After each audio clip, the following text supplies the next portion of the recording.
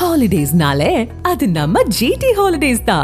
GT Holidays, South India's #1 travel brand. Step into the world of redefined elegance with Vivo V40e. Buy now. இப்பொழுது அவர்கள் சேற்றை வாரி அடித்திருக்கிறார்கள். இன்னொரு நிகழ்ச்சியில் அவர்கள் சாணியை வாரி அடிப்பார். கண்டிப்பாக அடிப்பார், முகத்திலே அடிப்பார்.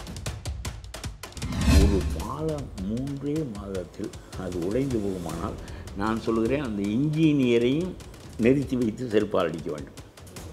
அந்த இன்ஜினியர் எவன் கட்டினான்? ஒரு சாதாரண சாத்தனூரிலிருந்து மழை வெள்ளம் திறந்து விடப்பட்டதற்கு அந்த பாலம் உடைந்து போகுமானால் இதில் எந்த மந்திரி சம்பந்தப்பட்டான்? அவனையும் செருப்பால் அடிக்க வேண்டும். இது அயோக்கியத்தனமான அரசு. இல்லாவிட்டால் 3 மாதத்திலே பாலம் இடிந்து போனால் அதுக்கு சம்பந்தப்பட்ட மந்திரியும் கோர்ட்டுக்கு வர வேண்டும், அந்த இன்ஜினியரும் கோர்ட்டுக்கு வர வேண்டும், அந்த கான்ட்ராக்டரும் கோர்ட்டுக்கு வர வேண்டும். ஆகவே அந்த மந்திரியையும் அந்த கான்ட்ராக்டரையும் கொண்டு வந்து தெருவிளக்கில் தூக்கிலே போடு என்கின்ற அளவுக்கு நாம் சொன்னால்தான் உரிய நடவடிக்கையாவது நீதிமன்றத்திலே வரும். பித்தலாட்டு அரசு என்பதற்கு ஒரு சான்று சொல்கிறேன். 2.5 ஏக்கர் நிலத்திற்கு பயிர் அழிந்து போன காரணத்தினாலே 2.5 ஏக்கருக்கு 17,000 ரூபாய். எவனாவது இப்போ பேசுவான்? திருட்டுத்தனம், பித்தலாட்டம். 1 ஏக்கருக்கு 7,000 என்று சொல். 7,000 என்று சொன்னால் சின்னமாக தெரியுமா? எப்படி மக்களை ஏமாற்றுகிறாய்வான்? 2.5 ஏக்கருக்கு 17,000, 17,000 என்று சொன்னால் பெரிதாக தெரியுமா? 7,000 என்று சொன்னால் சின்னமாக தெரியுமா? 1 ஏக்கருக்கு 7,000 தானே இது. கள்ளக்குறிச்சியில் கள்ளச்சாராயம் குடித்து விட்டு சாகின்றவனுக்கு 10 லட்சம் கொடுப்பாய். கள்ளச்சாராயக்காரனுக்கு தான் நீங்கள் கொடுப்பீர்கள். ஏனென்றால் இந்த அரசினுடைய அறிவு, இந்த முதலமைச்சருக்கு யோசனை செய்கின்றவனுடைய அறிவு, முதலமைச்சர் அதை ஏற்றுக்கொள்ளுகின்ற அறிவு. ஏன் இந்த மக்கள் 13 பேர் ஒரு குற்றமும் செய்யாமல் ஊர்வலம் போனதற்காக இழந்து போன பிறகு கனிமொழிக்கு 3 லட்சம் ஓட்டை வித்தியாசத்தில் வெற்றி பெற செய்ய வேண்டும்? அப்படியானால் நீங்கள் சொரணை இல்லாமல் போகிறீர்கள். அந்த ஊரில் திமுக நிற்கிறது என்று சொன்னால் நடவடிக்கை போலீஸ்காரன் மீது எடுத்தால் நாம் நாளைக்கு செய்கின்ற பித்தலாட்ட காரியங்களுக்கு போலீஸ்காரன் உதவ மாட்டான் என்பதனாலே நம்முடைய ஸ்டாலின் அதை எடுக்கவில்லை. துரைமுருகனுக்கு இன்னொரு கல்லூரி காட்பாடியில் கட்டுவதற்கு இடம் பார்த்து கொண்டிருக்கிறாரே தவிர ஏறத்தாழ மலையை தவிர காட்பாடியே வளைத்து விட்டார். ஒரு புறம் விஜய் அவர்கள் அவருடைய ஆஃபீஸுக்கு அழைத்து பாதிக்கப்பட்டவர்களுக்கு நிவாரண நிதி வழங்கியிருக்காரு. ஏன் அவர் களத்தில் இறங்கி அங்கே போய் அவங்கள பார்த்து அவருக்கான நிவாரணத்தை கொடுக்கல அப்படின்றது ஒரு பெரிய கேள்வியா இருக்கு. கொஞ்சம் பேர் வந்திருப்பார்கள், வழங்கியிருப்பார்கள். ஒருவேளை எல்லா இடத்திற்கும் போனால் அவ்வளோ எல்லாத்திற்கும் போக வேண்டும். எவ்வளோ நான் சொல்லுகிறேன், இதெல்லாம் தனி அரசியலுக்கு வரப்போறேன் அப்படின்னு சொல்லிட்டு இறங்கிட்டாரு. அப்போ அவர் இந்த மாதிரியான சமயங்கள்ல அங்கே போய் பார்க்கறது தானே முறையா இருக்கும். அவருக்கு யோசனை சொல்லுகிறவன் பாமகவை கவுத்து விட்டு வந்தவன் என்று சொல்லுகிறார்கள்.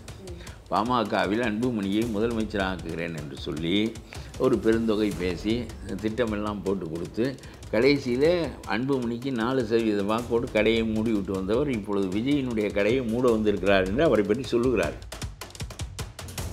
நியூஸ் பிளஸ் நேயர்கள் அனைவருக்கும் மதுவின் அன்பார்ந்த வணக்கங்கள்.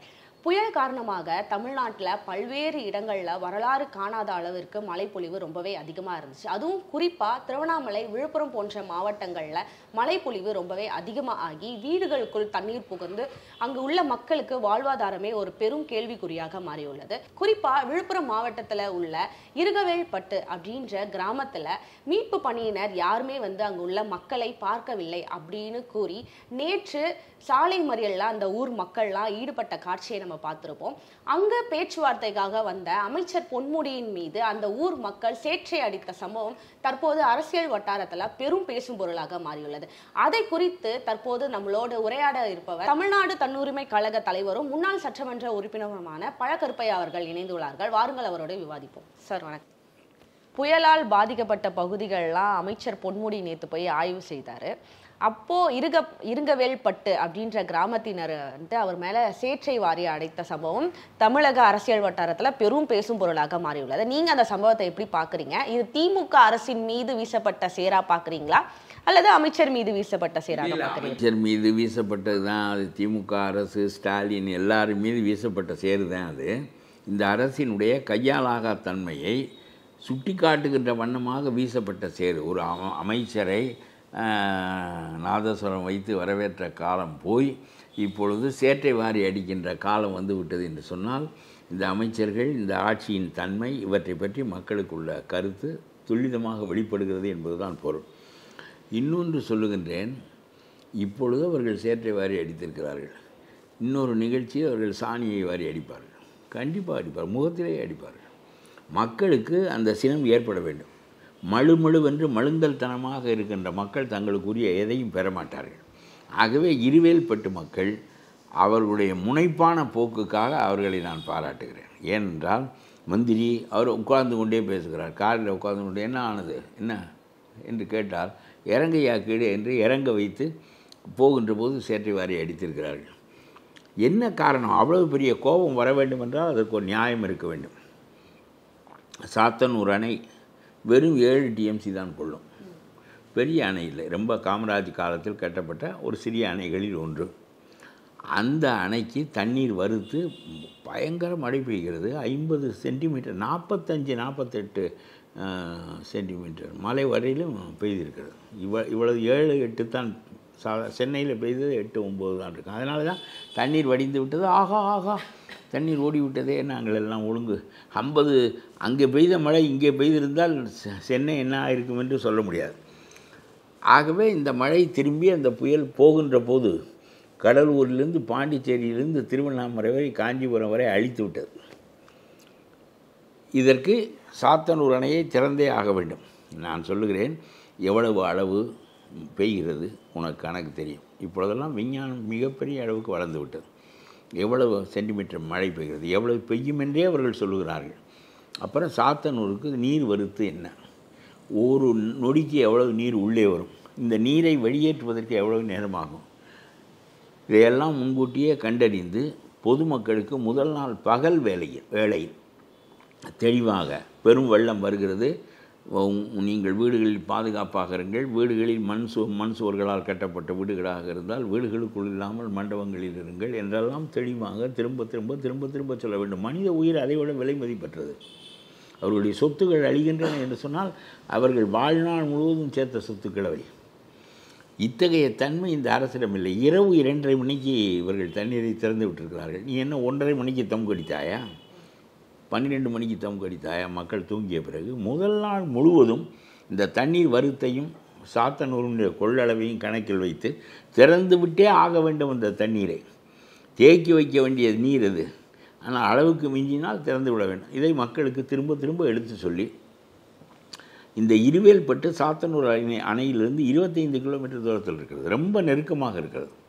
ஆகவே தண்ணீர் அடித்தவுடன் முழு வேகத்தில் வரும், இங்கே வெகு சீக்கிரத்தில் வந்துவிடும்.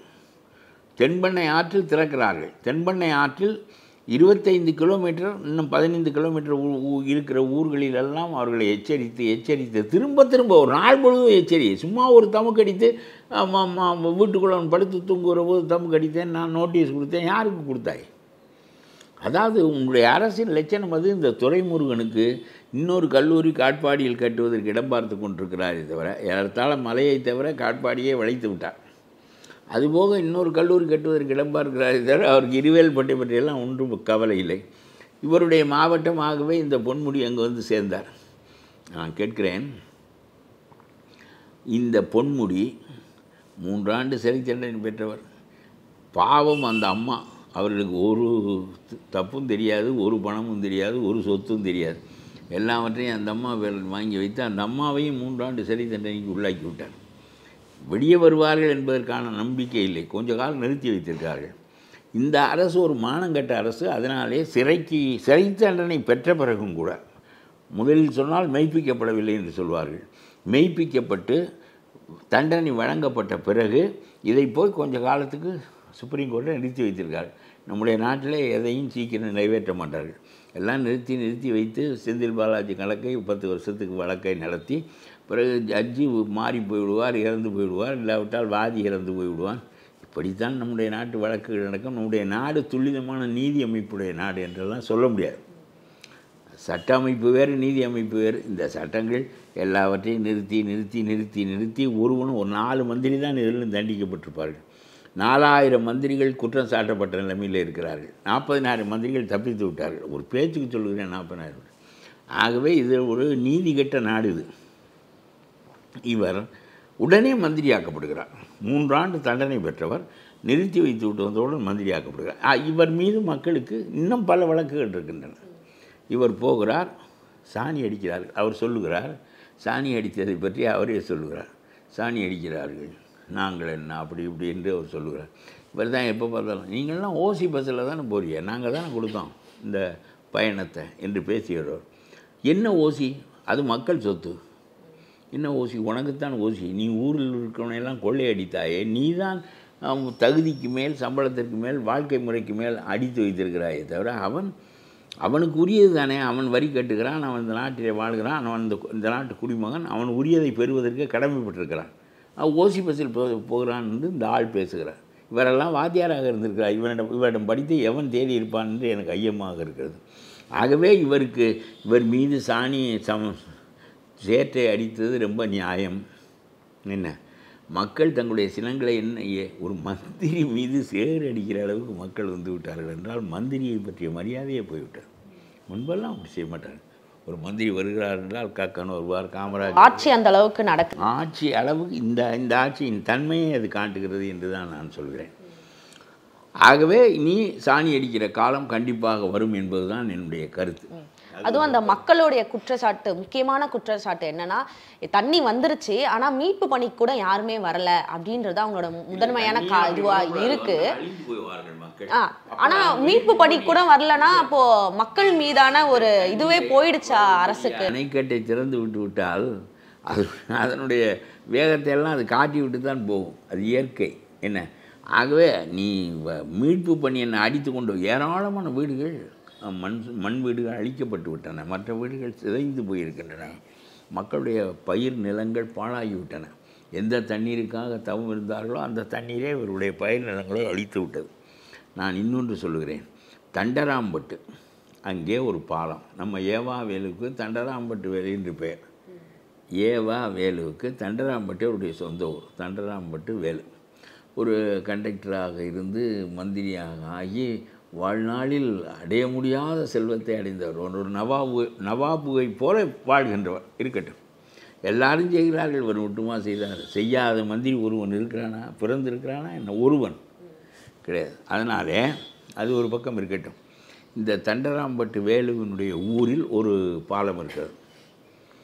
அந்த பாலம் தரைப்பாலம். சாத்தனூர் தனை திறந்தால் அந்த பாலத்திலிருந்து அடியும். அது சாதாரண காலத்தில் நீர் போனால் அந்த பாலத்தின் மீது வண்டிகள் போகும். அவர்கள் தங்களுடைய விளைபொருளை எடுத்துக்கொண்டு சந்தைக்கு செல்வதற்காக அந்த பாலம் பயன்பட்டு வந்தது. தண்ணீரை அளவுக்கு அதிகமாக கொஞ்சம் கொஞ்சமாக முதலிலேயே அந்த தண்ணீரினுடைய வருத்தை கணக்கிட்டு அதற்கேற்ப திறந்து விட்டு கொண்டே வந்தால் அது ஒரு அளவாக போய்கொண்டே இருக்கும், நெருக்கடி இருக்காது. ஒரேடியாக பார்த்தார்கள், அணையே போயிருக்கும் என்று துரைமுருகன் சொல்கிறார். நீ வருவதற்கு முன்னால் செய்ய மாட்டாய், வந்த பிறகு வேட்டி ஒழித்து விட்டது என்று சொன்னால் என்ன அர்த்தம் என்று நான் கேட்கின்றேன். ஆகவே அந்த பாலத்தை அடித்து கொண்டு போயிட்டு இந்த பாலம் கட்டி 3 மாதம் ஆகிறது. இந்த பாலம் கட்டுவதற்கான பணத்தை நபார்டு வங்கி கொடுத்துருக்கிறது. அரசு பணம் இல்லை, மக்கள் பணம் இல்லை, கடன். அப்புறம் பின்னால் கட்ட வேண்டும். நபார்டு வங்கியிடம் வாங்கிய கடனை ஏறத்தாழ 10 கோடி 20 கோடி ஏதோ ஒரு தொகைக்கு கட்டியிருக்கிறார்கள், எனக்கு தெரியவில்லை. அந்த பாலத்தை முற்றிலுமாக அடித்து கொண்டு போய்விட்டது. இப்பொழுது அந்த கிராமமும் இந்த கிராமமும் துண்டாக நிற்கின்றன. இனிமேல் இந்த விளைபொருட்களை கொண்டு செல்வதற்கான வாய்ப்பு இப்பொழுது சமீபத்தில் இருக்காது என்று அவர்கள் கவலைப்படுகிறார்கள். அது ஒரு பக்கம் இருக்கட்டும். ஒரு பாலம் 3 மாதத்தில் அது உடைந்து போகுமானால் நான் சொல்கிறேன், அந்த இன்ஜினியரையும் நிறுத்தி வைத்து செருப்பால் அடிக்க வேண்டும். அந்த இன்ஜினியர் எவன் கட்டினான்? ஒரு சாதாரண சாத்தனூரிலிருந்து மழை வெள்ளம் திறந்து விடப்பட்டதற்கு அந்த பாலம் உடைந்து போகுமானால் இதில் எந்த மந்திரி சம்மந்தப்பட்டான்? அவனையும் செருப்பால் அடிக்க வேண்டும். நான் சொல்லுகிறேன், இதெல்லாம் இந்த நம்ம சவுதி அரேபியா சட்டங்கள் போல் மாற்றி செய்ய வேண்டும். சும்மா வாய்தாவே போட்டு இவன் வருவதும் போவதும் அப்படியே இருந்து இவன் காலத்தை போக்கி விட்டு போய்விடுவான், அந்த பார்ட்டி இறந்து விட்டார் என்று வழக்கை மூடி விடுவார்கள். இதுதான் நடக்கிறது இங்கே. ஒரு மந்திரி அவன் எவன்? இந்த கான்ட்ராக்டரிடம் பணம் வாங்கியவன். இந்த கான்ட்ராக்டர் கட்டியது எப்படி? இந்த சட்டம் ஒன்று இருக்கிறது. ஒரு கான்ட்ராக்டர் ஒன்றை கட்டினால் அதனுடைய தாங்குதிறன் எவ்வளவு இருக்க வேண்டும்? இது அணையிலிருந்து தண்ணீர் வருகின்ற பாலம் அது. ஆகவே எப்பொழுது அணையிலிருந்து வேகமாக வந்தாலும் அதை தாங்குதிறன் அந்த பாலத்துக்கு இருக்க வேண்டும். தாங்குதிறன் அந்த பாலத்துக்கு இல்லை. இல்லாவிட்டால் உடையாது. என்ன, காங்கிரீட்டில் கட்டிய பாலமெல்லாம் என்ன மண் பாலமா? அது 3 மாதம் உடைந்து விட்டது. இத்தனை கோடி செலவு செய்ததற்கு யார் யார் பொறுப்பு? எந்த மந்திரி லஞ்சம் வாங்கினான்? எந்த கான்ட்ராக்டர் இதில் பெருங்கொள்ளை அடித்தான்? என்று எல்லாரையும் வரிசையாக நீதி வைத்து நான் சொல்கிறேன், உயர் நீதிமன்றம் 3 மாதத்தில் உடைந்துவிட்ட பாலத்தை சியோமோட்டோ வழக்காக தானே முன்வந்து எடுத்துக்கொள்ளுகின்ற வழக்காக இதை எடுத்துக்கொண்டு அந்த இன்ஜினியரை முதலில் கூண்டில் ஏற்றினால் இன்ஜினியர் சொல்லிவிடுவான், நான் ஒழுங்காக கட்டியிருப்பேன், இந்த ஆள் பாதி வாங்கி விட்டான், ஆகவே தான் இது உடைந்து விட்டது என்று ஒழுங்காக சொல்லிவிடுவான். என்ன ஆகவே இதை சியோமோட்டோ வழக்காக எடுத்தால் உயர் நீதிமன்றம் விசாரிக்க வேண்டும், உடனடியாக தீர்ப்பு சொல்ல வேண்டும். இப்படியெல்லாம் இருந்தால் நான் சொல்லுகிறேன், தரைப்பாலமாக இருந்த காரணத்தினாலே சேதம் குறைவாக ஆகிவிட்டது. மேல் பாலமாக இருந்தால் அது இடிந்து யார் தலையில் விழுகும்? கீழே 2 பக்கமும் பாதி போகிறதே, என்ன ஆகும் இவையெல்லாம்? ஆகவே அயோக்கியத்தனமான அரசு என்றைக்கும் மக்களுடைய உயிருக்கு அச்சம் தருகின்ற அரசாக இருக்கிறது என்று நான் சொல்லுகிறேன். இது அயோக்கியத்தனமான அரசு. இல்லாவிட்டால் 3 மாதத்திலே பாலம் இடிந்து போனால் அதுக்கு சம்பந்தப்பட்ட மந்திரியும் கோர்ட்டுக்கு வர வேண்டும், அந்த இன்ஜினியரும் கோர்ட்டுக்கு வர வேண்டும், அந்த கான்ட்ராக்டரும் கோர்ட்டுக்கு வர வேண்டும். கான்ட்ராக்டர் திருடுவான், இன்ஜினியர் என்ன செய்கிறான், எதை பிடுங்குகிறான் என்று கேட்கிறேன். அவன் என்ன செய்திருக்க வேண்டும்? அவன் கொஞ்சம் ரூபாய் பிடித்து வைத்துக் கொள்வார்கள், இந்த தாங்குதிறன் இருக்கிறதா என்று பார்த்த பிறகு தான் கொடுப்பார்கள். அதையெல்லாம் என்ன செய்தான் இந்த இன்ஜினியர்? சரி, கான்ட்ராக்டர் இன்ஜினியருக்கு கொடுக்குறான், மந்திரிக்கு கொடுக்குறான் என்றால் கொண்டு வா. இந்த நிலையே நடந்து கொண்டே இருந்தால் எத்தனை மக்கள் சாவார்கள் என்று கேட்கிறேன் நான். ஆகவே ரொம்ப கேவலமாக மக்கள் உயிரை இந்த அரசு அலட்சியப்படுத்துதுன்னு நினைக்கிறேன். இன்னொன்று சொல்லுகிறேன், இவர்கள் பயிர் நிலங்கள் பெருவாரியாக அழிந்து விட்டன. அந்த பயிர் நிலங்களுக்கு இந்த அரசு எவ்வளவு ஒரு பித்தலாட்டு அரசு என்பதற்கு ஒரு சான்று சொல்கிறேன். 2.5 ஏக்கர் நிலத்திற்கு பயிர் அழிந்து போன காரணத்தினாலே, பயிர் அழிந்து விட்டனவே, விவசாயம் வைத்திருக்கிறார்கள், நெல் கதிர் பிடிக்கவில்லை, பிடித்த பிறகு அதற்குரிய வருவாய் வரும், அது அழிந்து போய்விட்டது. அப்படி அழிந்து போய்விட்டதற்கு அவர்கள் என்ன செய்கிறார்கள் என்றால் 2.5 ஏக்கருக்கு 17,000 ரூபாய். எவனாவது இப்படி பேசுவானா? திருட்டுத்தனம், பித்தலாட்டம். 1 ஏக்கருக்கு 7,000 என்று சொல், 7,000 என்று சொன்னால் சின்னமாக தெரியுமா? எப்படி மக்களை ஏமாற்றுகிறாய்வார்? 2.5 ஏக்கருக்கு 17,000, 17,000 என்று சொன்னால் பெரிதாக தெரியுமா? 7,000 என்று சொன்னால் சின்னமாக தெரியுமா? 1 ஏக்கருக்கு 7,000 தானே இது. 2.5 ஏக்கருக்கு 17,000 என்று சொன்னால் 1 ஏக்கருக்கு 7,000 தான். 1 ஏக்கர் 7,000 ரூபாய் கொடுத்து அவன் என்ன செய்வான்? அவன் பயிர் வைப்பதற்கு 25,000 குறைஞ்சது செலவாகுது. 1 ஏக்கரை பயிர் வைத்து அந்த வளர்வதற்கு அது அந்த நிலைக்கு வருவதற்கு 25,000 ரூபா செலவு செய்ய வேண்டும். எல்லாம் அவன் கடன் வாங்குகிறான், கூட்டுறவு வங்கியில் வாங்குகிறான், வெளியே வாங்குகிறான், என்னென்னவோ செய்கிறான். 25,000 ரூபாய் சாகுபடி செலவு ஆகின்ற நிலத்திற்கு நீ 7,000 ரூபாய் கொடுத்து விட்டு 17,000 என்பது போல பூதாகரமான பித்தலாட்ட எண்ணிக்கை ஒன்றை காட்டுகிறாயே. 2.5 ஏக்கருக்கு என்ன கணக்கு? உலகத்தில் 100க்கு சதவீத கணக்கில் சொல்லுவார்கள், இல்லாவிட்டால் 1 ஏக்கருக்கு கணக்கு சொல்லுவார்கள். 1 ஹெக்டேருக்கா சொல்லுவான்? 1 ஹெக்டேருக்கு நீ 17,000 கொடுத்தால் என்ன, கொடுக்காவிட்டால் என்ன என்று கேட்கிறேன். 7,000 ரூபாய் கொடுக்குறாய், 25,000 ரூபாய் அவன் இழந்திருக்கிறான்.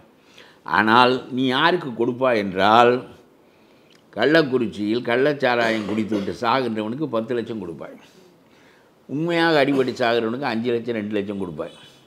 கள்ளச்சாராயக்காரனுக்கு தான் நீங்கள் கொடுப்பீர்கள். ஏனென்றால் அவன் ரொம்ப புனிதமான பணி ஒன்றினை செய்துவிட்டு சாகின்ற அறிவு, இந்த அரசினுடைய அறிவு, இந்த முதலமைச்சருக்கு யோசனை செய்கின்றவனுடைய அறிவு, முதலமைச்சர் அதை ஏற்றுக்கொள்ளுகின்ற அறிவு, இவையெல்லாம் இவற்றை காட்டுகின்றன என்று நான் சொல்லுகிறேன்.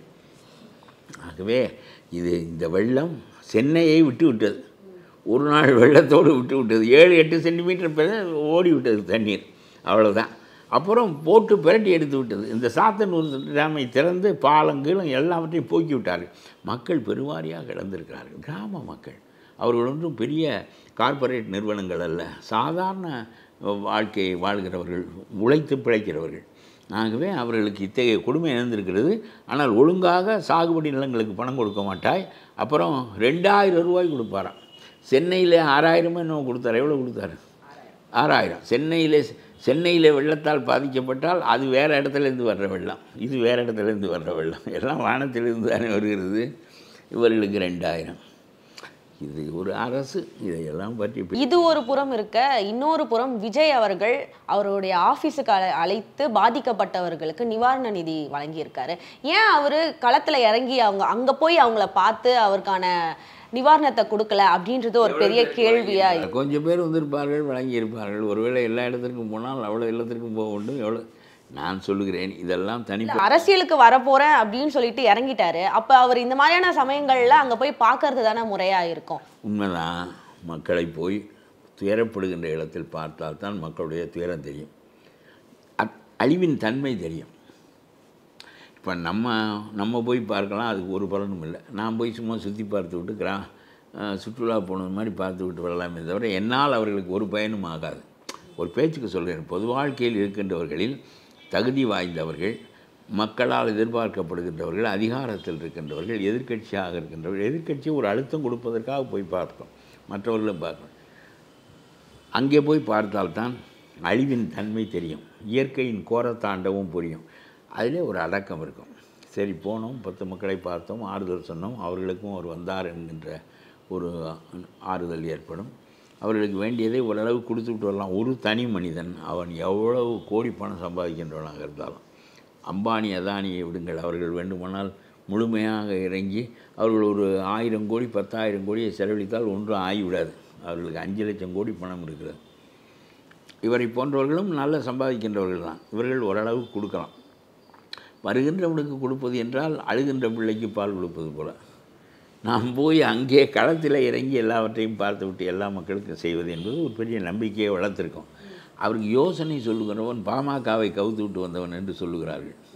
பாமகவில் அன்புமணியை முதலமைச்சராக்குகிறேன் என்று சொல்லி ஒரு பெருந்தொகை பேசி திட்டமெல்லாம் போட்டு கொடுத்து கடைசியில் அன்புமணிக்கு 4% வாக்கோடு கடையை மூடி விட்டு வந்தவர் இப்பொழுது விஜயினுடைய கடையை மூட வந்திருக்கிறார் என்று அவரை பற்றி சொல்லுகிறார். எனக்கு அவரை ஆளையும் தெரியாது, பேரையும் தெரியாது. இது விஜய்க்கு தெரியாதா? இல்லை, தெரிஞ்சே அவரை கூட வச்சிருக்காரா? அன்புமணியை இவர்தான் கவுத்தவர் என்று இவருக்கு தெரிந்திருக்க, எனக்கெல்லாம் தெரிந்திருக்கிறது, உனக்கு தெரிந்திருக்கிறது, அவருக்கு தெரியாதா என்று கேட்கிறேன். என்னவோ ஒவ்வொருத்தருடைய அதெல்லாம் அவரவர் தொழிலை, அவரவர் நடவடிக்கையை அவரவர் ஒழுங்குபடுத்தி கொள்ள வேண்டும். அது ஒரு பக்கம் இருக்கட்டும், அது பரவாயில்லை, போய் பார்த்துருக்கலாம், பண்ணியிருக்கலாம், அது ஒரு பக்கம் இருக்கட்டும். ஆனால் ஒன்று மட்டும் நான் சொல்லுகிறேன், ஒரு தனி மனிதன் செய்வது தர்மம். அவனுடைய உழைப்பில் வந்த பணத்தில் சில பேருக்கு அவன் வழங்குகிறான் என்பது 10 பேருக்கு வழங்கினால் தர்மம் தான், 10,000 பேருக்கு வழங்கினால்தான், உன் சக்திக்கு தகுந்தாப்போல் வழங்கினால்தான் மக்கள் மதிப்பார்கள். இப்போ நான் ஒரு 1000 ரூபாயை கொடுத்தால் சரி என்று ஒப்புக்கொள்வான், நீ 10,000 கொடுத்தால் தான் ஒப்புக்கொள்வான். ஆகவே இதை ரெண்டாவது, மக்களுடைய பெருவாரியான மக்களின் பெருந்துயரத்தை தனி மனிதர்களெல்லாம் தீர்க்க முடியாது.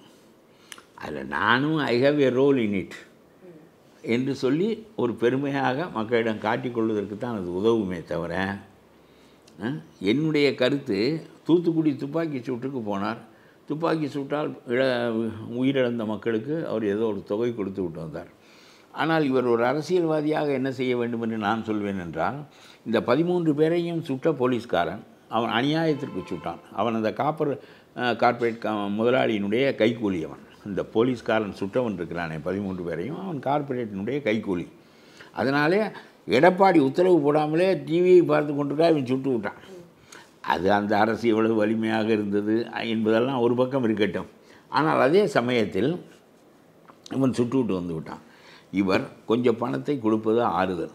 ஆனால் ஒரு அரசியல்வாதியாக அந்த 13 பேரையும் சுட்ட போலீஸ்காரர்களின் மீது நடவடிக்கை எடுக்க வேண்டும் என்று நீதிபதி சொன்ன பிறகும் கிரிமினல் நடவடிக்கை எடுக்காமல் சும்மா துறைமாற்றம் செய்கிறார் ஸ்டாலின் என்றால் அதை கண்டித்து அவர் பேசுவதன் மூலம்தான் மக்களுக்கு தொண்டாற்றுகிறார். நான் சொல்கிறேன், இவர் ஆற்ற வேண்டிய தொண்டு, ஒரு தனி மனிதனாக நீ சில ஆயிரங்களை லட்சங்களை கொடுத்து விட்டு வா. நீ ஒரு அரசியல் தலைவனாக இன்றைக்கு எதை வலியுறுத்த வேண்டும் என்றால், ஏன் அந்த கொலைகார போலீஸ்காரர்களின் மீது கிரிமினல் வழக்கு நீதிபதி சொல்லியும் எடுக்கவில்லை என்று இந்த அரசுக்கு நெருக்கடி கொடுக்க வேண்டும். ஏன் இந்த மக்கள் 13 பேர் ஒரு குற்றமும் செய்யாமல் ஊர்வலம் போனதற்காக இழந்து போன பிறகு கனிமொழிக்கு 3 லட்சம் ஓட்டை வித்தியாசத்தில் வெற்றி பெற செய்ய வேண்டும்? அப்படியானால் நீங்கள் சொரணை இல்லாமல் போகிறீர்கள், நீங்கள் எல்லாவற்றையும் மறந்து விடுகிறீர்கள். நம்முடைய உயிர் 13 உயிர் போயிருக்கிறது, மக்களின் உயிர். வெறும் ஊர்வலம் வந்தவர்கள், கல்லில்லை கம்பில்லை ஒன்றுமில்லை. அந்த ஊரில் திமுக நிற்கிறது என்று சொன்னால் நடவடிக்கை போலீஸ்காரன் மீது எடுத்தால் நாம் நாளைக்கு செய்கின்ற பித்தலாட்ட காரியங்களுக்கு போலீஸ்காரன் உதவ மாட்டான் என்பதனாலே நம்முடைய ஸ்டாலின் அதை எடுக்கவில்லை. இதை ஒரு எதிர்க்கட்சி என்ற முறையில் நம்முடைய விஜய் எடுத்து பேச வேண்டுமா இல்லையா? நீ சில ஆயிரம் கொடுப்பதினாலே, சில லட்சங்கள் கொடுப்பதினாலேயே இது தீராது. அந்த மக்களின் உயிருக்கு பாதுகாப்பு ஏற்பட வேண்டும் என்றால் உன்னுடைய செல்வாக்கை கொண்டு ஒரு பெரிய அழுத்தத்தை இந்த அரசுக்கு உண்டாக்க வேண்டும். இது போன்ற காரியங்களை செய்ய வேண்டும். இருவேல்பட்டுக்கு பொங்கல் அங்கே இருக்கிற 10 பேரை கூப்பிட்டு வீட்டில் கொடுக்கிறீர்கள், அது ஒரு நல்ல போக்கு இல்லை, பெருந்தன்மையான நடவடிக்கை இல்லை. அங்கே போய் அங்கே அந்த மக்களை பார்த்திருந்தால் ஆறுதல். கூட்டம் கூடும், தேவையில்லாமல் கூட்டம் கூடும், அதனால் நான் போகல அப்படின்னு அவரே ஒரு கருத்தும் சொல்லியிருக்கேன். இவர் எப்பொழுதுமே கூட்டத்திற்குள் போக முடியாது. அது ஒரு பக்கம் அவர் கேட்டு சரி போகட்டும், ஆட்களை வைத்து கூட பண்ணலாம். நான் என்னுடைய ஆட்களை அனுப்புகிறேன், நீங்கள் தேவையில்லாமல் உங்களுடைய துயரத்தை விட என்னை பார்ப்பதிலே தான் நீங்கள் ஆர்வம் காட்டு. அது நம்முடைய மக்களின் தன்மை அப்படித்தான் இருக்கிறது. என்னை பார்ப்பதில் தான் ஆர்வம் காட்டுவீர்கள், ஆகவே நான் என்னுடைய ஆட்களை அனுப்பியிருக்கிறேன், என்னால் முடிந்த உதவியை செய்கிறேன் என்று சொல்லி கொடுத்து அனுப்பலாம். பல லட்சங்கள் கொடுத்து அனுப்பலாம். 4 பேர் தான் வீட்டுக்கு வருவான், அதுவும் அங்கே வந்து உங்களை பார்த்து உங்கள் செயலாளரை பார்த்து. ஆகவே நான் சொல்வது என்னவென்றால், ஒரு பொதுவான ஆறுதல், ஒரு பொதுவான தொகை உங்களுக்கு ஏழுகின்ற போது அந்த மக்களுக்கு கொடுக்க வேண்டும். அது சரியானது. ஆனால் அதைவிட இந்த அரசுக்கு நீங்கள் கொடுக்க வேண்டிய அழுத்தம் தான் மிக முக்கியமானது. சும்மா சாதாரண அறிக்கைகளெல்லாம் விடுவதன் மூலமாக இது தீராது. நெருக்கடி கொடுக்க வேண்டும் அரசுக்கு. உங்களுடைய செல்வாக்கு திரட்டி நெருக்கடி கொடுக்க வேண்டும். தூத்துக்குடியில் பணம் கொடுத்தீர்கள், முடிந்து விட்டது என்று நினைத்தீர்கள். 13 பேருடைய உயிருக்கு நீங்கள் நெருக்கடி கொடுக்கவில்லை. இன்றைக்கும் கொடுக்கலாம், நீதிபதி சொன்ன பிறகு கொடுக்கலாம். அதே போல் நீங்கள் இந்த அரசு இருவேல்பட்டில் ஒரு பாலம் ஏன் உடைந்தது என்கின்ற கேள்வியை பெரிதாக எழுப்பி மக்களிடம் கொண்டு செல்லலாம். எப்படி 3 மாதத்திற்கு முன்னால் கட்டிய பாலம் உடையும்? அது இன்னும் 30 ஆண்டு ஆகிவிட்டதா? ஒரு வீட்டுக்கு ஆயுட்காலம் போல் பாலத்துக்கு ஆயுட்காலம் சொல்வதற்கு. ஆகவே அந்த மந்திரியையும் அந்த கான்ட்ராக்டரையும் கொண்டு வந்து தெருவிளக்கில் தூக்கில் போடு என்கின்ற அளவுக்கு நாம் சொன்னால்தான் உரிய நடவடிக்கையாவது நீதிமன்றத்தில் வரும். நம்முடைய நீதிமன்றங்கள் நீதி நடவடிக்கை எடுத்து விட்டாலும் நம்முடைய பிறப்புக்குள் பார்த்து விட்டு தான் மகிழ வேண்டும். அத்தகைய நிலை தான் இருக்கிறது. கேள்விகள் அனைத்திற்கும் பதில் சொன்னமைக்கு ரொம்ப நன்றி சார். ஹாலிடேஸ்னாலே அது நம்ம ஜிடி ஹாலிடேஸ் தான். GT Holidays, South India's #1 travel brand. Step into the world of redefined elegance with Vivo V40e. Buy now.